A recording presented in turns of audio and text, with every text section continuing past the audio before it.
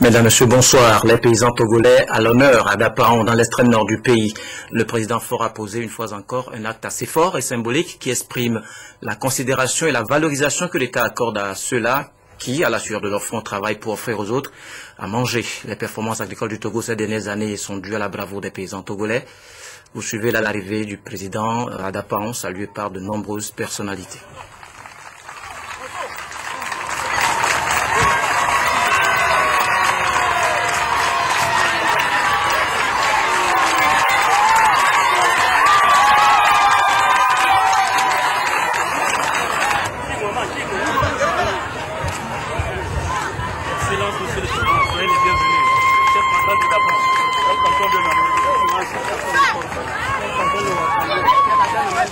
Non, attendez là, attendez là.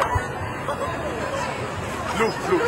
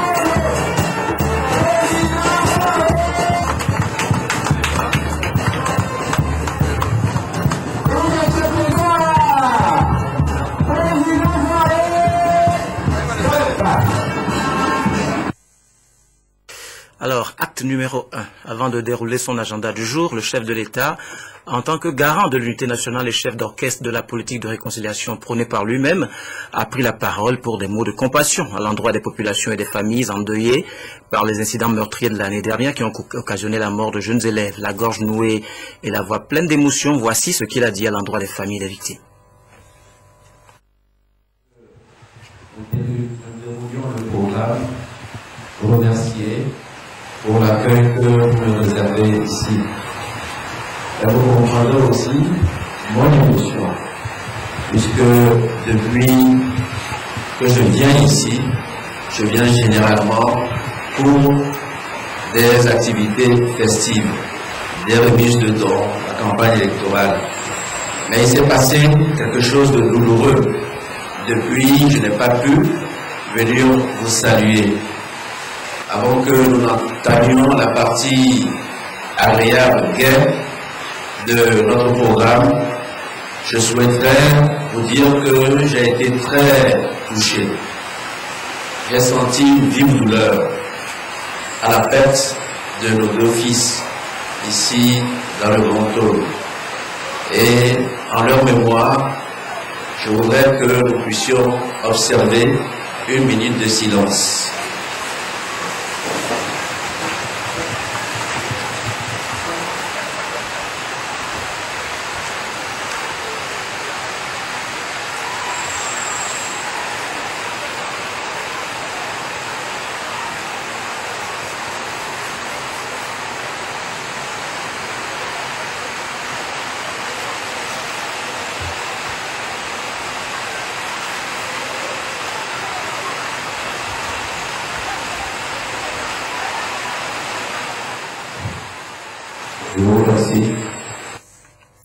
Voilà, après ces mots de condoléances et de solidarité, place au programme du jour proprement dit. L'hommage aux paysans les plus méritants, 10 d'entre eux ont été décorés par le chef de l'État. Le signe de la reconnaissance pour les impressionnants rendements dont ils font preuve, permettant ainsi au Togo de devenir progressivement une référence agricole. Nous y reviendrons dans nos prochaines éditions. Et ce n'est pas tout. Avec plus de moyens, les agriculteurs feront mieux. Le président leur a offert du matériel pour soutenir leurs efforts et leur témoigner l'accompagnement de l'État dans le travail ardu et assez pénible qu'ils effectuent souvent sous le chaud soleil.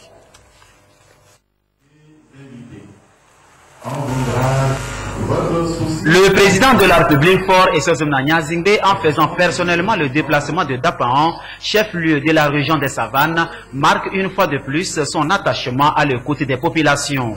Ici à Dapaon, c'est un acte plein de signification qu'il a posé au bénéfice des populations. Le secteur agricole reste un point stratégique pour la croissance économique. 140 égreneuses de maïs, 9 décortiqueuses de riz, 32 bâches agricoles sont des équipements que le chef de l'État, Faure Essozomna Nyazingbe, met à la disposition des producteurs du Togo.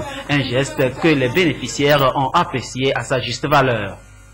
Le fait que nous, producteurs, on s'est engagés, le chef de l'État personnellement s'est engagé aussi pour nous aider, pour faciliter l'agriculture.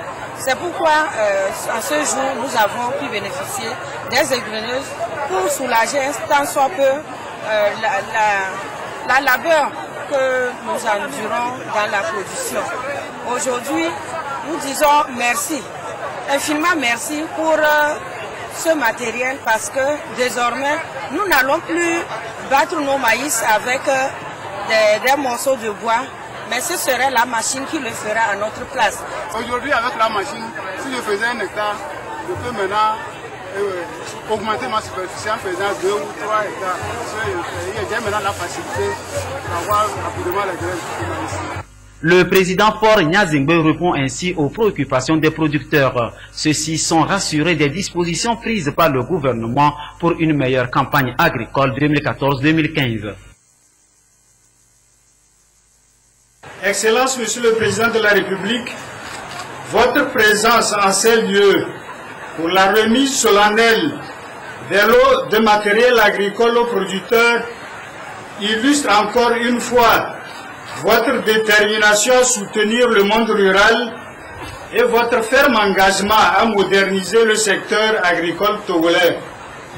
Ces équipements modernes vont contribuer à l'atteinte des objectifs du projet d'appui au développement agricole au Togo, à savoir la réduction des pertes post-récolte, l'amélioration des revenus des producteurs vulnérables composés en grande partie de femmes et de jeunes, la garantie de la sécurité alimentaire. Pour mémoire, le BADAT a, au cours de ces 3 dernières années, dans le cadre de l'amélioration de la production de maïs et de riz, distribué des kits composés de semences améliorées et d'engrais à plus de 53 500 producteurs, dont 26 076 femmes et 23 705 jeunes.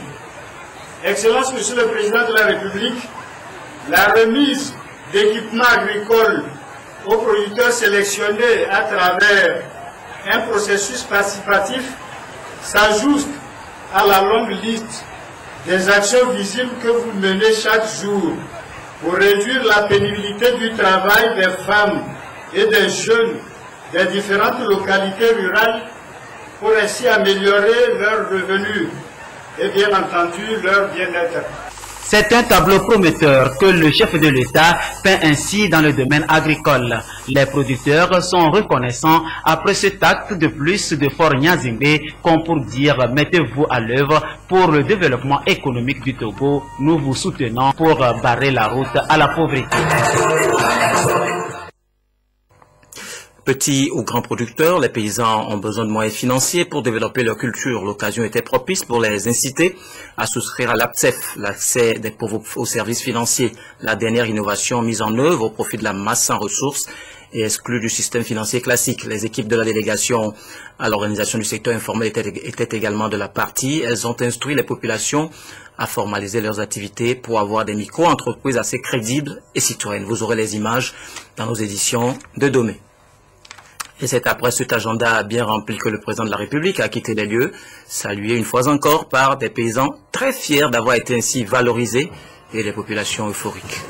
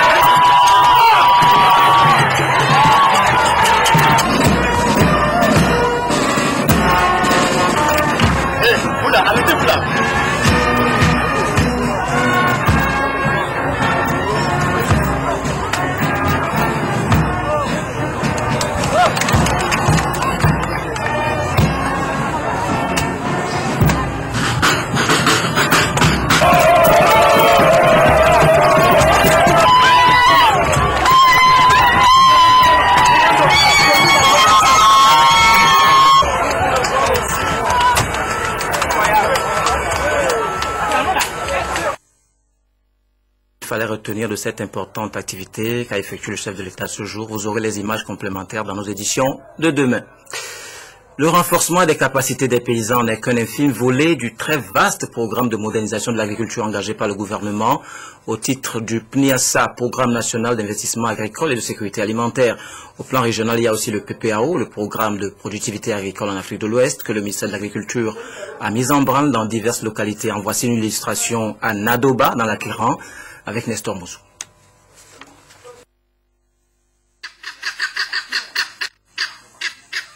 La région des Savanes et celle de l'Akara sont réputées être des milieux favorables à l'élevage des pentados.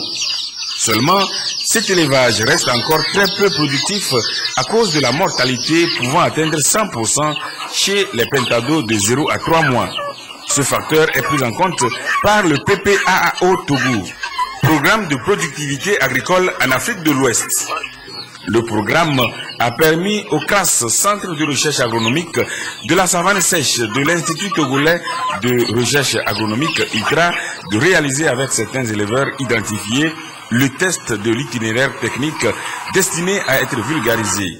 Ici à Nadoba, dans la préfecture de l'Akiran, l'expérience a été menée avec succès. J'ai commencé avec son marque à acheter les œufs. Bon, après avoir acheté les œufs, j'ai mis ça dans l'eau. Ce qui est descendu en bas, c'est ça qui est bon pour mettre sur les poules qui vont couvrir. Donc, quand les poules sont, quand les œufs sont décolorés, bon, il y a le projet qui m'a appuyé. Me donner des matériels, les abreuvoirs, les mangeoires, les marmites pour le chauffage. Et le charbon, en plus l'aliment pour mes pentados. Et j'ai réussi. Les visites croisées prévues dans ce programme ont pour finalité de créer un cadre d'échange d'expériences sur l'élevage des pentades. Les solutions que nous avons trouvées, que nous avons proposées aux éleveurs de Nadoba, c'est de pouvoir maintenir les élevages. C'est-à-dire la période de démarrage des pentados doit se faire en claustration. En claustration, cela veut dire qu'on ne doit pas laisser les pentados en divagation. Donc ils doivent être gardés en un endroit bien sûr et réchauffé et apporter une alimentation équilibrée et suivre maintenant les conseils sur les périodes d'apport des produits vétérinaires et à quelle dose il faut apporter ces produits-là. Pour ceux qui respectent nos conditions d'élevage, ils ont eu un taux de mortalité de 31%. par rapport à ceux qui ne respectent pas, qui est le taux de mortalité est parti jusqu'à 80%. La pintade représente une plus grande valeur marchande par rapport au poulet. Avec la nouvelle technique à laquelle l'ITRA est parvenue, il est donc possible que l'engouement à l'élevage des pintades qui a été entamé à cause de la forte mortalité constatée ces dernières années fasse à nouveau surface. L'université de Kara est également très présente aux côtés des paysans par son expertise qu'elle apporte par exemple aux petits producteurs maraîchers des abords du fleuve Kara. Cette institution, soucieuse de contribuer plus positivement au développement de son milieu, vient de tenir un colloque international destiné à réfléchir sur les mécanismes devant lui permettre de s'illustrer comme une institution de référence dans la sous-région. Nous retrouvons Nestor Moussou. L'université de Kara a été sous le feu des projecteurs 5 jours durant. Du 12 au 16 mai, cette institution a tenu au Palais des Congrès de Kara un colloque scientifique international. Enseignants et enseignants-chercheurs de cette université et d'autres universités ont échangé autour du thème « Quelle contribution des universités au développement en Afrique ?» Le comité d'organisation est certain d'une chose, le colloque a été un succès. On peut dire d'abord que l'université de Kara est capable d'organiser de grandes manifestations scientifiques. Nous avons accueilli plus de 400 participants à ce colloque, et alors que nos prévisions initiales étaient de 200 à 250, nous avons reçu plus de 840 communications, mais malheureusement nous n'avons pu retenir qu'environ 470, et nous avons réussi à faire passer en 5 jours 345 communications orales et 14 conférences plénières. Donc c'est dire que l'université de Kara a montré cette maturité à pouvoir organiser journée scientifique internationale de ce type. Ce colloque a été organisé autour de 8 thématiques. Et nous avons pu constater l'engouement des participants dans les ateliers pour développer les 8 thématiques pour soutenir le développement. On pense par exemple à la sécurité alimentaire et l'agriculture, l'économie publique et la gouvernance, nous avons les sciences et technologies, nous avons l'éducation, la culture et la littérature. Des conférences plénières et des communications orales en atelier, le président de l'université de Kara retient une recommandation majeure. Nous devons renforcer notre coopération et notre solidarité. Nous devons développer des partenariats actifs et des réseaux de recherche multidisciplinaires, seuls capables de mobiliser efficacement toutes nos ressources, tant à l'échelle nationale qu'à l'échelle régionale et continentale. Le président de l'université de Kara a exprimé la gratitude de son institution aux partenaires dont les appuis ont permis la réussite du colloque. Cette gratitude a été réitérée par le préfet de la COSA, le colonel Hemo Badibao Bakali, à qui l'honneur est revenu de prononcer le mot de fin. Le comité d'organisation promet d'envoyer dans les meilleurs délais les normes rédactionnelles des actes du colloque aux participants. Il promet aussi de publier ces actes avant la fin de l'année. Seules, précise-t-il, les communications qui seront retenues par le comité scientifique du colloque feront l'objet de cette publication.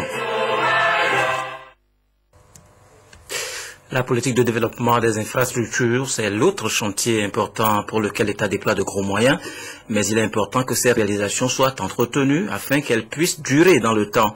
D'où cette formation à laquelle on prépare cette semaine les ingénieurs et agents sur la gestion et l'entretien routier au Togo. Adolphe Baka.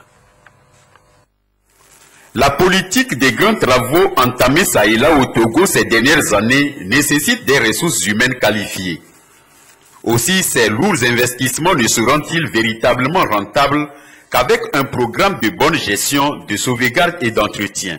C'est dans cette optique que le gouvernement a prévu dans son agenda la formation des ingénieurs spécialistes dans la conception, la gestion et l'entretien aussi bien des routes que des pistes rurales. À Lomé, ils viennent de boucler une première phase de formation modulaire de 3 semaines. J'attendais vraiment cette formation et elle m'a été utile, surtout parce que les formateurs ont partagé leurs expériences avec nous. Nous qui sommes des nouveaux dans le domaine, dans le métier. Nous ne venions pas dans un environnement vierge, hein. C'est quand même des techniciens qui ont la pratique de ces choses-là. Nous venions seulement leur apporter des techniques nouvelles. Désormais fini au Togo avec des ouvrages provisoires ou des infrastructures aléatoires. Cela est visiblement remarquable par la qualité des infrastructures en chantier ou déjà réalisées, répondant ainsi au postulat selon lequel la main-d'œuvre qualifiée produit toujours des résultats de qualité. Aujourd'hui, la formation en entretien routier est très importante pour notre pays. Au vu des engagements du gouvernement dans la réhabilitation et la construction des routes qui ont une part d'investissement très important aujourd'hui. Et ces investissements doivent être soutenus dans le temps. La fin de cette formation a été sanctionnée par la remise des attestations aux participants sur une note d'espoir qu'ils sauront se servir utilement de cette mise à niveau. L'importance de la route dans le développement n'est plus à démontrer. Ce d'autant plus vrai que le Togo sert de courroie entre les pays de l'Interland et le littoral. Après les pluies de ces derniers jours, quelques quartiers de Lomé ont connu quelques difficultés. L'eau a encore envahi certaines habitations. La ministre de l'Action sociale a sillonné ces zones sinistrées pour exprimer sa solidarité aux populations. Christine Petit-Kialoudé. Des effets vestimentaires et des meubles hors d'usage. C'est l'image des dégâts matériels occasionnés par la pluie qui s'est abattue sur la région maritime dans la nuit du 14 au 15 mai dernier. Plusieurs quartiers ont été touchés à Lomé et à Tchévé dans le Zio. Le chef de l'État a alors dépêché une délégation conduite par la ministre en charge de l'action sociale dans ces différentes zones pour faire des dons aux sinistrés.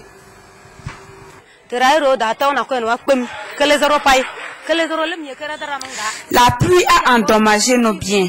Nous disons un sincère merci au chef de l'État pour ce soutien.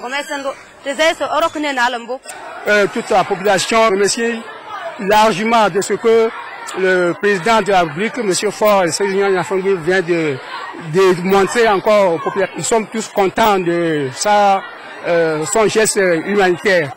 Cette assistance des autorités fait suite à une expertise préalable du sinistre qui a mis en synergie 4 départements, les ministères de l'Action sociale, de l'urbanisme, de l'eau et de la protection civile, ce qui a permis de recenser 381 ménages touchés par ces inondations.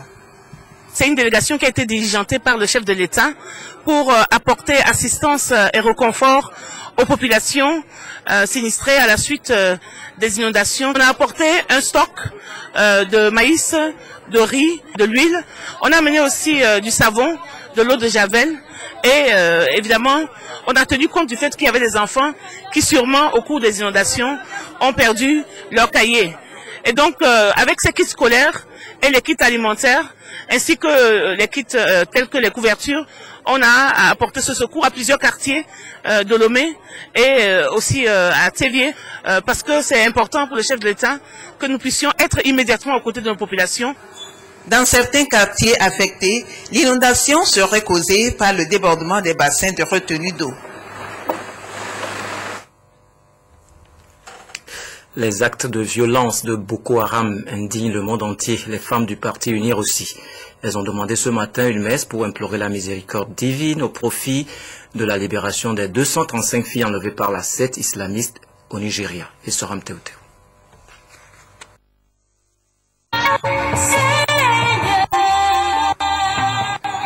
Si vous demandez quelque chose en invoquant mon nom, je le ferai. Le révérend Père Robert Pomada de l'église des Saints-Martyrs de l'Ouganda a rappelé cette parole du Christ aux fidèles mobilisés par la Convention des femmes pour l'unir, leur donnant ainsi l'espoir d'une libération prochaine des filles nigérianes. Depuis plusieurs semaines déjà, elles sont otages dans leur pays de la secte islamiste Boko Haram. En demandant donc cette messe, les femmes de la CFE partagent la douleur des mamans séparées de leurs enfants et bandeaux rouges au poignet protestent contre l'intégrisme religieux. Mais convaincues que seule la prière peut faire déplacer les montagnes, elles ont choisi de confier ce lourd fardeau au Christ. À l'heure où on voudrait réduire la femme à de simples objets, il est important de le savoir qu'à la femme, Dieu créateur a confié l'homme. Puisque la femme, grâce à l'expérience spéciale de sa maternité, semble dotée d'une sensibilité spécifique pour l'homme et pour ce qui constitue son véritable bien. Plaise au Seigneur que notre démarche spirituelle de ce matin, comme un encens fumant, apaise le cœur de ces enfants-là, de leurs parents, de leurs amis, mais aussi ici parce que ce drame qui se passe au Nigeria nous touche également parce que nous sommes des personnes humaines. Que notre prière de ce matin touche le cœur des geôliers et que ces enfants retrouvent une vie normale. Le révérend père Robert Pomada, inspiré de l'évangile selon Saint Jean chapitre 14, versets 7 à 14, a dénoncé le fanatisme religieux de plus en plus dur qui secoue le monde. Il a mis l'accent sur les valeurs d'éducation, de paix et d'amour qui, seules, méritent d'être promues. L'aumônier de la communauté nigérienne au Togo était là pour dire merci aux femmes du parti UNIR. Elle compte organiser des marches et couvrir tout le territoire de prière pour implorer la grâce divine sur le Nigeria. Au Togo, nous pouvons être très fiers de ce qui se passe au niveau des femmes. Déjà, le président de la République a lancé une politique de parité entre hommes et femmes. Et si la situation de la femme, peut-être qu'elle n'est pas tout à fait meilleure comme on aurait l'espéré, mais on est quand même en bonne position. La femme n'est pas maltraitée au Togo. En fait, les femmes détiennent beaucoup de choses au Togo, aussi bien l'économie. Et maintenant, le président de la République désire nous faire entrer dans la politique en instaurant une parité homme-femme 50%. Donc, je pense qu'on est sur la bonne voie. La préservation de la paix, je pense que la paix qui est lancée aux femmes, c'est de toutes nous grouper, quelle que soit notre appartenance politique, ethnique ou religieuse, nous devons nous serrer les coudes, nous tenir la main pour faire évoluer la politique vis-à-vis des femmes au Togo.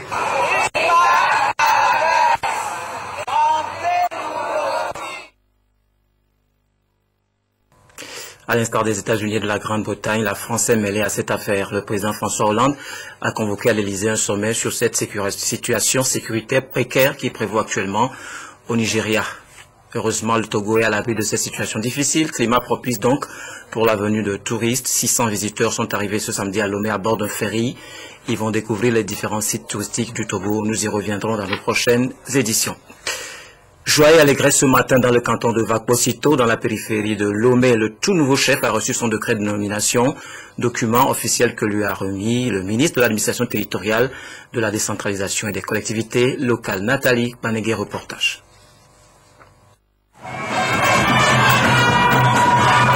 Dogby Komlan Aziagbede Hossou 4 devient officiellement le premier chef canton de Vakposito, une localité périphérique de la ville de Lomé. Il a reçu des mains du ministre de l'administration territoriale son décret présidentiel de reconnaissance qui le confirme ainsi dans ses fonctions de chef canton. Mon canton n'a pas de CG, de marché, de dispensaire d'État, même de football. Rien, tout manque dans le canton. Et ce sont ces problèmes que je suis en train de chercher les moyens pour pouvoir, au niveau du gouvernement, pour pouvoir réaliser quelque chose, pour pouvoir avoir quelques infrastructures dans le canton, pour que le canton aussi soit un peu développé.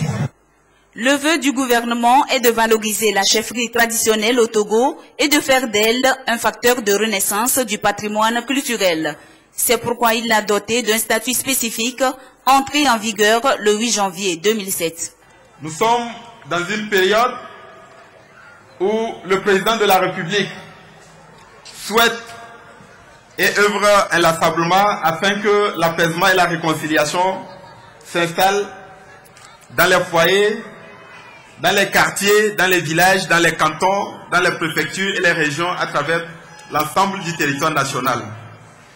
J'espère donc que le nouveau chef canton aura à cœur de travailler dans ce souci d'apaisement et de réconciliation nationale, de ne pas poser des actes qui sont de nature à diviser, à semer la concorde dans son canton. À l'heure où le processus de la décentralisation frappe à nos portes, le canton a besoin de tous ses fils et toutes ses filles pour que chacun apporte sa pierre pour l'édification de la cité. La fondation de Vakposito remonte au XVIIIe siècle. À l'origine, Le nom donné était Zomé, en français, dans le feu, ceci en raison des conditions de vie difficiles. Difficultés qui n'ont pas empêché la pratique de l'agriculture, de la chasse et du commerce. La localité devient alors célèbre par son marché que les habitants invitaient avec fierté tout étranger à venir visiter, d'où le nom Vakpo Sito. Et c'est le 21 janvier 2010 que ce village sera érigé en canton autonome, devenant ainsi le 10e canton de la préfecture du Golfe. Direction le Palais des Congrès de Lomé pour ce grand concert organisé hier par le Fonds d'appui aux initiatives économiques des jeunes, spectacle axé sur le thème de la protection de l'environnement.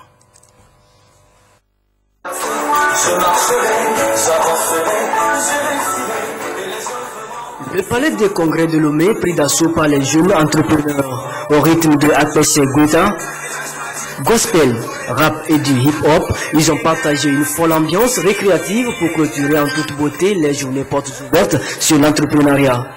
Soirée organisée à leur profit par le Fonds d'appui aux initiatives économiques des jeunes avec le soutien du ministère du Développement à la base et de l'emploi des jeunes, représenté ici par le ministre de l'Action sociale. Le spectacle est placé sous le sceau de la protection de l'environnement. L'entrée était subordonnée à la présentation d'une collection de sachets plastiques. C'est pour marquer l'événement central qu'est comment faire de la protection de l'environnement une opportunité d'entreprise. C'est dans le sens de la mobilisation de la jeunesse autour de ce concept. L'artiste Almok, ambassadrice de l'événement, ainsi que ses collègues Elmos Fontado, le groupe Face to Face, Olibig et Dieudonné Willard ont émerveillé le public par leurs diverses prestations.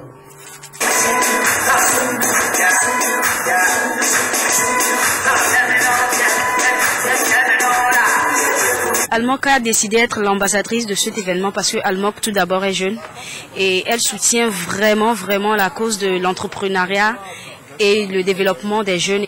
Le public a bien savouré le spectacle. Les jeunes se sont sentis honorés par cette soirée qui leur est dédiée.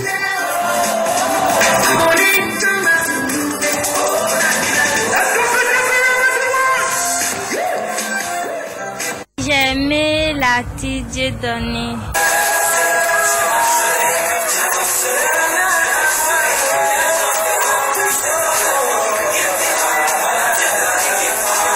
Des prix d'encouragement ont été décernés aux meilleurs entrepreneurs, distingués après 3 jours d'intenses activités axées sur les échanges fructueux, la formation en entrepreneuriat et la rédaction des projets d'affaires.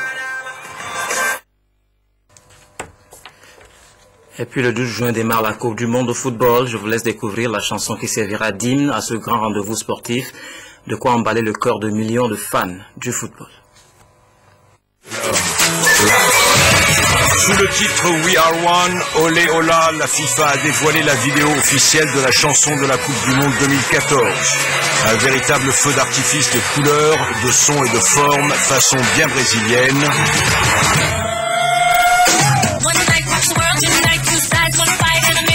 Interprété par Pitbull, Jennifer Lopez et Claudia Leite, le clip ne manque ni de rythme ni de charme. Il fallait bien ça pour tenter de calmer la contestation sociale de ce mondial dans le pays même où il se tient. Voilà, fin de cette édition. Merci de nous avoir suivis. À très bientôt.